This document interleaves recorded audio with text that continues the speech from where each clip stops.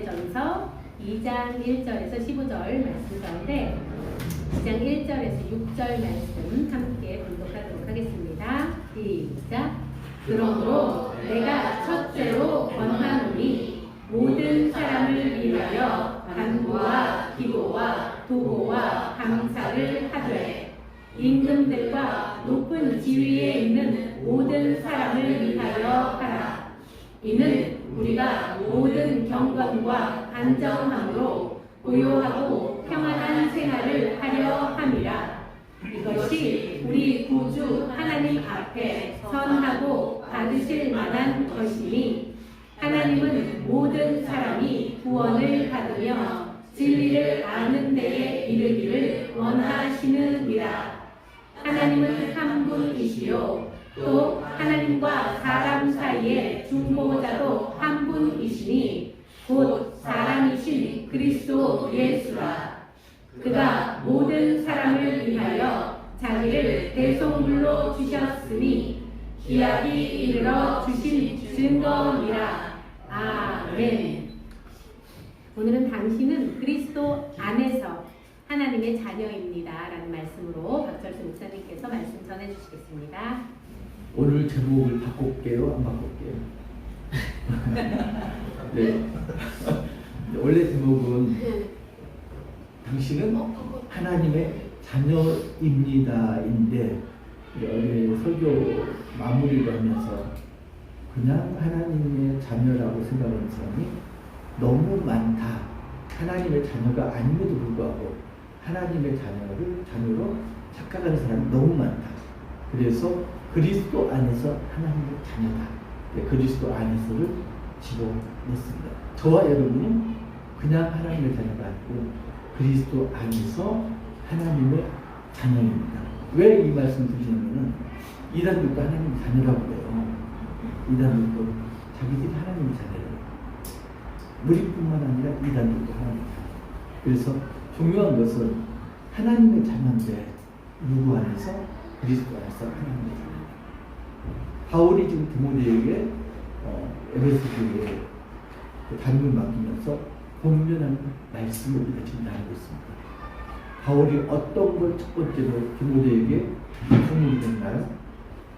거짓 교사들, 다른 교훈이 아니고 다른 교훈과는 다른 교훈을 가르치는 거짓 교사들을 세우지 말라. 첫 번째로 주문한 바울의 요구사항입니다. 다른 교훈은 뭔가요? 예수님의 말씀과 교훈. 그래서 예수님의 말씀과 교훈이 아닌 걸 가르치는 것은 다른 교훈을 가르치는 거죠. 특별히 바울이 우려했던 것, 에베소 교회에 침투한 영지주의자들이었습니다. 영지주의자들이 교사로 가르치는 위치에 서서 가르침을 하면서 어떤 거 했나요? 허탄한 신화와 그리고 족보 이야기를 끌어들였죠. 거기다가 영지주의에서 뭘 강조했나요? 영지주의가 두 가지로 이렇게 대별되었는데 하나는 방종주의. 이제 마지막 날이 되었어. 그리고 우리는 보험받았어. 그러니까 막 살아도 돼. 방종주의가 있었고요. 그 반면에 또 어떤 게 있었냐면은 금욕주의가 기승을 부렸죠. 이제 주님이 오실 텐데 우리는 경건한 신부가 돼야 돼. 그래서 특별히 여자들 시집가면 안 돼. 이런 풍조를 영지주의자들이 가르친 거죠. 바울이 지금 디모데에게 그걸 가르치지 못하고 가라. 이렇게 이야기를 하면서 어떤 말을 하냐면은 그 사람들을 대적하지 말고 사탄의 손에 맡겨라. 너는 선한 싸움을 싸워라. 선한 양심과 그리고 깨끗한 믿음으로 선한 싸움을 싸워라. 이 말을 하면서 자기의 예를 듭니다. 자기가 원래 어떤 사람이었다? 교회를 박해하는 데 앞장섰고 그리고 율법에는 흠이 없는 자였다. 율법의 사람이었다. 그리고 기독교를 박해하던 사람이었다. 그래서 바울이 고백합니다. 나는 죄인 중에 괴수다. 바울이 그런데 어떻게 외심을 졌나요? 담에색 도상에서 예수님을 만났습니다. 그리고 이방의 사도로 부르심을 받았습니다. 그런 다음에야 바울이 회개를 하고 그리고 고백을 합니다. 나는 죄인 중에 괴수다. 그리고 이야기합니다. 하나님께서 죄인 중에 괴수인 나를 한량없는 은혜로 구원하신 것은 목적이 있어서 그러셨다. 어떤 목적? 저 죄인 중에 괴수인 바울도, 바울 같은 그런 죄인도 하나님께서 회개하니까 구원을 시키시더라. 그래서 나 다음에 있는 사람들이, 그 사람 믿지 않는 그 죄인들이 바울을 보고 행여나 만에 하나라도 회개하고 구원을 얻도록 본보기로 삼으셨다. 이런 고백을 합니다. 그래서 선한 싸움을 싸우는데 첫 번째로 바울이 디모데에게 이야기를 합니다. 어떤 걸 이야기하나요? 기도에 대해서 이야기를 하는데, 사실은 우리 성경 보면은 제목이 적혔는데 소제목 보면은 이 어떻게 적혔냐? 기도에 대한 가르침, 보통 이렇게 제목이 이제 성경 처음에 조금 다른데 기도에 대한 가르침 이렇게 보통 적혔는데요. 사실은 보면은 사설이 핵심입니다.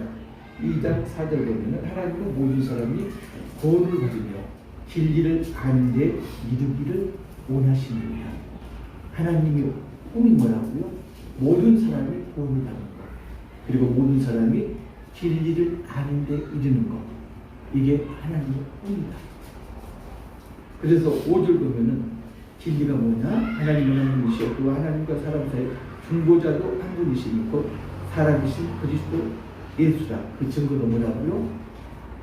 예수님이, 하나님이신 예수님이 죄인을 위해서 십자가에 스스로 못 박히신 그 사건, 그게 그 증거다. 바울이 이렇게 이야기합니다. 그래서 바울 자신은 이방인을 위해서 그 진리를 증거하기 위해서 사도로 부르심을 받았다. 이렇게 고백을 합니다. 그러면서 디모데에게 이야기합니다. 기도해야 돼. 그런데 누구를 위해서? 모든 사람을 위해서. 모든 사람이 누굴까요? 내가 아는 사람들, 바울이 말하는 모든 사람은 임금들과 높은 지위에 있는 모든 사람을 위해서. 모든 사람 범위에 임금들도 들어가고요. 그리고 높은 지위에 있는 사람들도 들어갑니다. 이 당시 임금들과 높은 사람들은 기독교인들을 어떻게 했을까요? 포용했을까요? 적대시했을까요? 대체적으로 적대시했죠. 그러니까 이 임금들이나 높은 사람들이 만약에 마음을 잘못 먹으면 기독교인들이 핍박을 받을 수 있는 그런 상황입니다. 그런 사람들을 위해서도 기도를 하라. 그러면서 보면은 1절에 보면은 기도를 구별했습니다. 4가지로 감사를 빼더라도 3가지로 구별했는데, 하나가 간구고요, 2번째가 기도고, 3번째가 도고라고 써있습니다. 모두가 기도입니다. 그런데 미묘하게 조금씩 다르죠. 간구 뭘까요? 간절히 구하는 게 간구죠. 만약에 내 아이가 아프다, 병원에 입원해 수술에 들어갔다, 그러면은 우리는 간구하게 됩니다. 다른 거 아무 기도를 안 씁니다. 오직 무사하기만. 그게 간구죠. 간구. 오로지 하나만 기도하는 거. 간구. 벼랑 끝에 이르렀을 때 떨어지면서 나무 줄기 하나를 붙잡고 있는 그런 상황. 이때 드리는 기도가 간구입니다. 그리고 기도는 우리가 지금 통상적으로 하는 기도, 보통 기도는 영적인 호흡이다, 하나님과 대화다, 이렇게 이야기하잖아요. 그런데 우리는 일방적으로 대화를 하죠. 무조건 원하기만 하고 하나님 말씀 안 듣잖아요. 됐어요? 안 듣잖아요. 근데 실제적으로 기도의 정의가 뭐죠?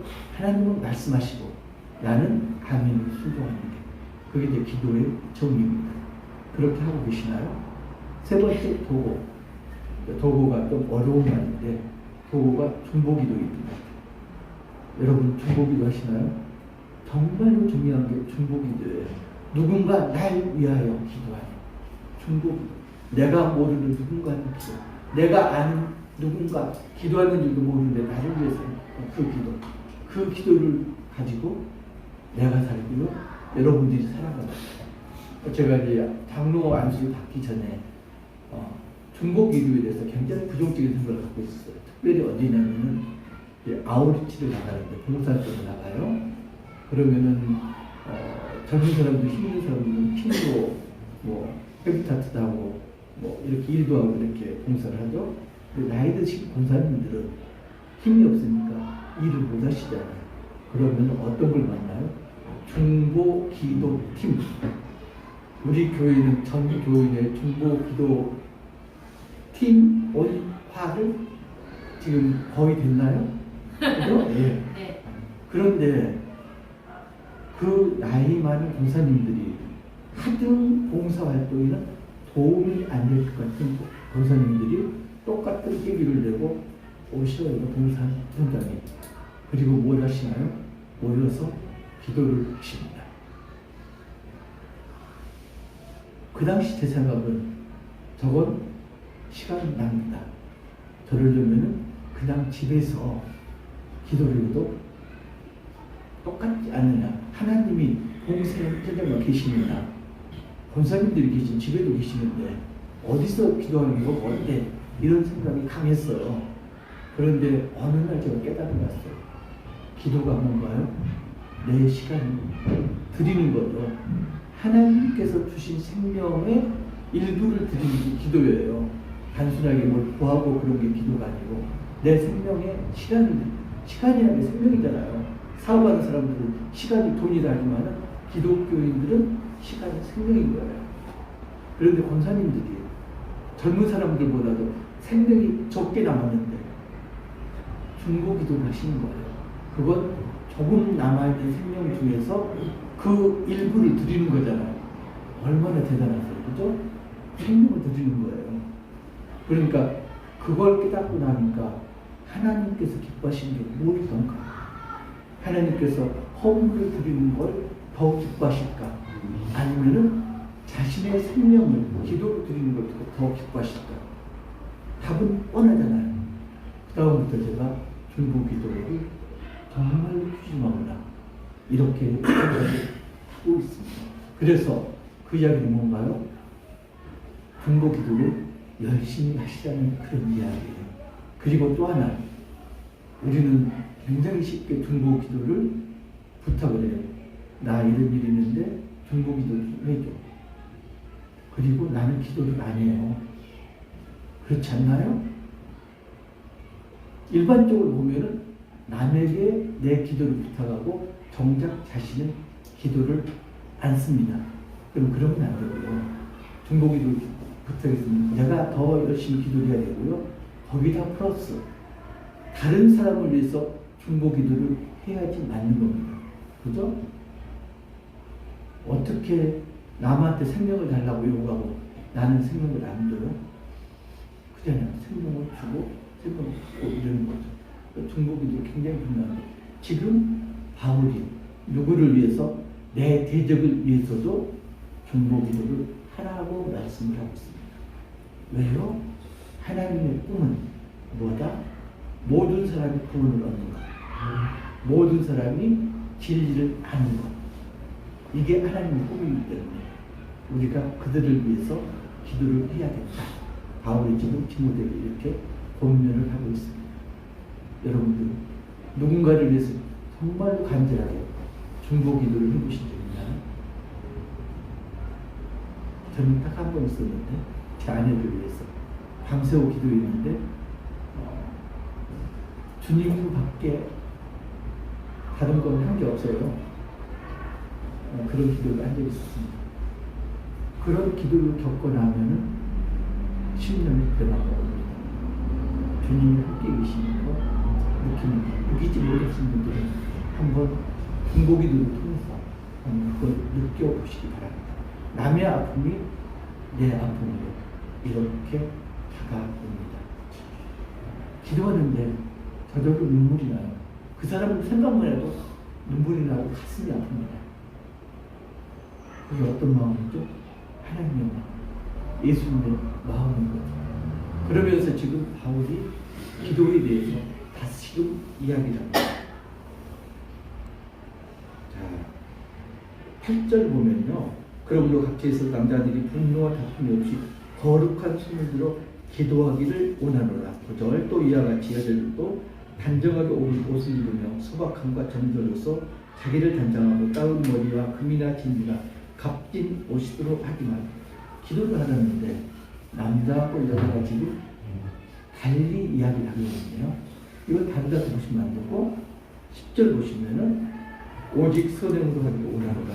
이것이 하나님 경외한다는 자들에게 마땅한 것이니라. 하나님을 경외한다면은 오직 선행으로 기도하라. 그게 뭔가요? 남자들은 각처에서 손을 들어 거룩한 손을 들어서 기도하고 전제 조건이 있습니다. 거룩한 손을 들어서 기도한다. 이 의미는 거룩한 손이라는 이야기는 지금 손이 거룩하다는 건 내 행실이 거룩하다는 거죠. 삶을 거룩하게 살았다. 이 이야기입니다. 그런데 그 전에 전제 조건이 있어요. 뭔가요? 분노와 다툼이 없이. 분노와 다툼은 언제 생기나요? 정욕이 있을 때, 내 정욕대로 하고 됐을 때, 또 하나는 다른 사람을 정죄할 때, 남을 비방하고 욕하고 정죄할 때, 이때 다툼이 생기고 분노가 생기죠. 그 이야기는 뭔가요? 그런 소지가 없어야 된다. 이 이야기죠. 마태복음 5장 44절에 예수님이 말씀하셨어요. 어떤 걸 말씀하셨나요? 내 이웃을 사랑하고 내 원수를 미워하라 했다는 것을 너희가 들었으나 이건 뭔가요? 이건 율법에 있는 말씀들이죠. 대체적으로 내 이웃을 사랑하고 거기까지는 인정을 해. 그런데 내 원수를 미워하라. 예수님 말씀이 아니죠? 그죠? 그런데 예수님 뭐라고 말씀하십니까? 너희 원수를 사랑하며 너희를 박해하는 자를 위하여 기도하라. 원수를 미워하는 것이 아니라 박해하는 자를 사랑하고 그들을 위해서 기도하라. 이렇게 말씀하고 있습니다. 그러니까 원수를 사랑하고 그들을 위해서 기도한다면 그들과의 사이에 다툼이 있을 수가 없고요. 분냄이 있을 수가 없는 거죠. 그런 다음에야 비로소 내가 정결하게 성결한 삶을 살 수 있다고 할 수가 있는 거죠. 그때 비로소 손을 들어서 기도하라. 손을 든다는 거에는 두 가지 의미가 있습니다. 하나는 하나님을 찬양하는 것. 또 하나는 뭔가요? 항복. 나는 내 힘으로 할 수 있는 게 아무것도 없습니다. 항복을 했습니다. 하나. 또 하나 하나님을 찬양합니다. 기도에는 손을 들면 지금 두 가지 의미가 있습니다. 그런데 지금 여자들이 요구하는 건가요? 남자들한테 요구하는 것도 똑같이 여자들에게 요구하는 겁니다. 그게 10절에 나와 있는 거죠. 그게 선행이다. 그런데 여자들은 한 가지 더 할 게 있다. 뭔가요? 9절 단정하게 옷을 입으며. 자, 그 당시에요 교회에 그런 사람이 있었던 모양이에요. 지금도 그런 사람 많죠? 화려하게 꾸미고 다니는 사람들. 장신도 주렁주렁하고요. 그리고 머리에도 화려하게 꾸미고. 그 당시에도 있었던 모양이에요. 뭐 반지도 물론 있었고, 뭐 귀걸이도 있었겠고, 장신도 있었겠지만 눈에 확 띄는 건 머리에 치장하는 거죠. 성경 보면 따은 머리가 나오는데 따은 머리가 그냥 지금 우리가 따은 그런 머리가 아니고요. 금실로 같이 따은 머리. 지금도 그 뭐라고 그럴까요? 그렇게 색깔나고 머리 이렇게 하잖아요. 그와 마찬가지로 금실, 은실을 가지고 따은 머리, 같이 머리를 따았다. 그리고 거기에 화려하게 보석으로 장식을 했다. 얼마나 눈에 띄겠어요. 그리고 화려한 옷을 입었다. 그걸 하지 말라는 거예요. 왜 그랬을까요? 그걸 하고 오면요 예배 시간은 어떻게 될까요? 모든 여자들의 눈이 어디로 가 있다? 강변에 와 있지 않고요. 어디로 가 있다? 그 여자에게 가 있다. 그리고 귀로 설교 말씀을 듣는 게 아니라 머릿속으로 저 여자는 얼마나 잘 살면 아니면은 얼마나 운이 좋으면 머릿속으로 지금 금부치가 나비처럼 날아다니고 있어. 나는 왜 이 모양의 꼴인가? 예비에 집중이 안 되죠. 그잖아요. 그런데 더 중요한 게 있습니다. 그 다음에 보면요. 여자들에게 다시 더 다중해서 본면에 말을 합니다. 11절 보시면은 일체 순종함으로 조용히 배우라. 그리고 더 우리가 이해가 안 되는 게 12절. 여자가 가르치는 것과 남자를 추구하는 것을 아직 관리하노니 오직 조용할지니라. 입을 다물래요. 자, 지금 우리 형편에서는 이걸 그대로 받아들이기가 굉장히 어렵습니다. 그죠? 그런데요, 여러분 삼종지도라고 혹시 들어보셨어요? 삼종지도. 불과 20, 30년 전만 해도 여자들에게 교육시키던 그런 내용이에요. 모름지기 여자란 혼자서는 살 수 없다. 그래서 시집가기 전에는 아버지 말에 순종해야 되고, 시집간 다음에는 남편 말에 순종해야 되고, 그리고 남편이 떠난 다음에는 아들 말에 순종해야 됩니다. 그게 삼종기도예요. 불과 몇십 년 전 우리 어머니, 할머니 세대에 당연시 하는 거예요. 지금 아무도 그런 생각 안 하고 있잖아요. 그리고 이제 남녀평등 그러는데 남녀평등이 언제 이루어졌을까요? 지금도 물론 이제 완전히 평등한 건 아니에요. 그죠? 저는 이제 여성 상이라고 여기고 있는 사람인데 아무튼 평등하지는 않은, 그렇지만은 법적으로는 평등하죠. 그죠? 법적으로 평등한 게 언제부터일까요? 한 1000년 됐을까요? 500년? 그게요, 서구에서 법적으로 남녀 평등이 된 게 불과 200년 남짓. 200년도 안 되네요. 100년 남짓. 100년 남짓. 참정권 주어진 게, 남자한테 참정권 주어진 게 200년 전이고요. 여자한테 참정권 주어진 게 한 100여 년 전이니까 평등하다 보면 한 120년 정도 됐어요. 법적으로, 현실이 아니고 우리나라는 1948년 재헌국회에서 재헌헌법이 발효되면서부터 한 75년 됐겠죠? 얼마 안 돼요, 남녀 평등. 그런데 지금 2000년 전 이야기입니다. 2000년 전. 그러면 이 당시 여자들이, 이스라엘 여자들이 어떤 상황이었을까요?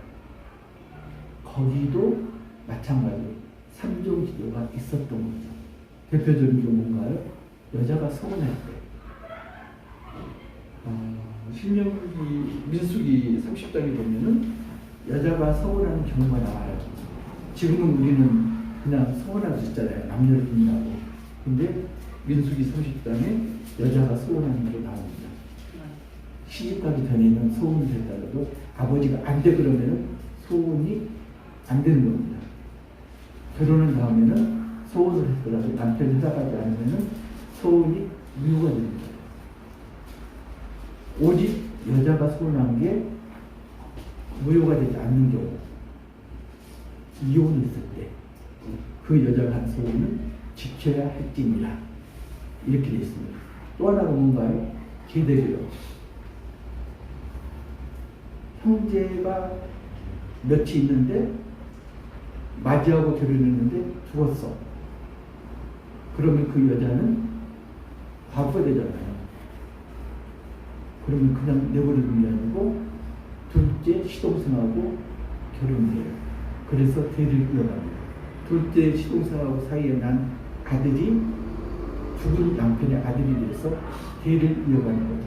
왜 대를 이어가는 게 중요할까요? 유산 상속이 아들을 통해서 이루어지기 때문에, 만약에 여자가 계대교를 하지 않으면은 유산을 상속받지 못하고, 그러면 경제적으로 아무 대책이 없는 거죠. 그래서 계대교로는 두 가지 목적이 있는 거예요. 대의를 후손을 이어가는 거 하나, 두 번째는 과부가 된 여자를 생존권을 보장해 주는 거. 지금 기준으로 생각하면 됩니다. 그 당시 여자가 살 수 있는 방법. 그 계대교로를 통해서 예수님이 오셨잖아요. 다말이, 그죠? 다말이 시아버지 유다하고 동침해서 아기를 낳는데 그 예수님이 죽잖아요. 다말이 그렇게 했던 이유 중에 하나 계대교 결혼이에요. 형제가 없으면 가까운 친척, 더 가까운 친척 형제 찾아가죠. 룻기에 보면은 룻이 보아서 결혼하잖아요. 그것도 기업 물자 계대교를. 그걸 룻과 보아스 사이에서 낳고 다윗이 태어났죠. 그 다윗은 예수님을 조사했고, 그러니까 계대교를 통해서 예수님이 온 거예요. 한 가지 재밌는 사실. 여성들을 지금 비하하는 것 같은데 시간도 없어서 두 번이 많을 것 같아요. 그렇다면 제가 아침에 여학생하고 이야기하다가 내용이 너무 많아. 이거 어떻게 하지? 하나님 정리하실 건데 근데 정리를 안 해주시네요. 제가 다음 주까지 연기를 해야 될 것 같아요. 지금 보면은 여자가 가르치는 거, 남자가 주관하지 못하게 하는 거, 이게 왜 왔을까? 시대 상황은 지금 그런 거죠. 또 하나 더, 10계명에서 제10계명이 뭐죠? 내 이웃의 집을 탐하지 말라. 그러면서 이웃집의 재산 목록이 쭉 나옵니다. 남종이나 여종이나 소나 낙이나 다른 소유물이나, 그리고 가장 앞에 뭐가 나오나요? 그 집 여자가 나와요. 그러니까 그 이야기는 뭔가요? 제가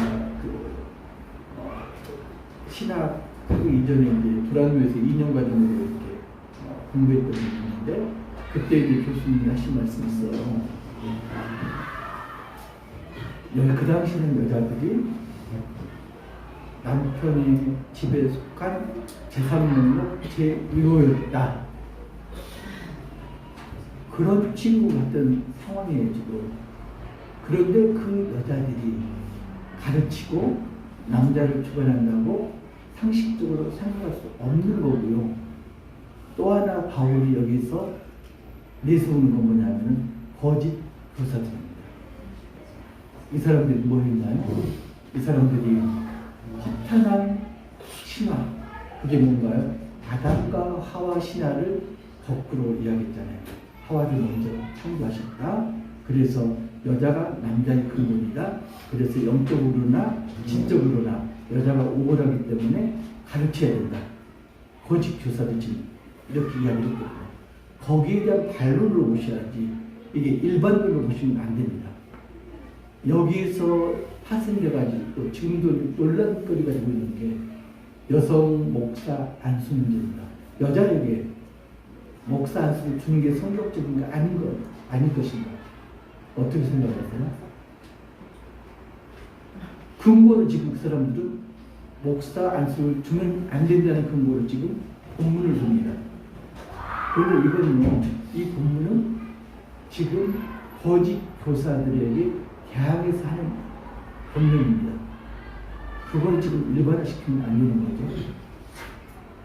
두 분 다 안 계시네요. 저기 그 화면 하나만 띄워주실래요?